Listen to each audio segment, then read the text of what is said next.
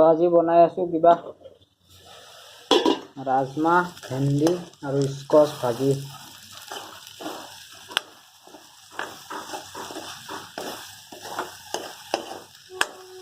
সিজিলে চাগে স্কচটো সিজিছে কিন্তু এইটো সিজিছে নাই এইটো সিজিলে বন্ধ আৰু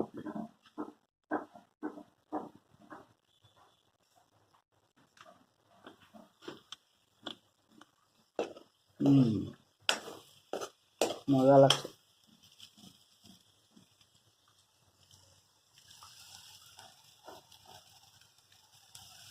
স্কচ ভেন্দি আৰু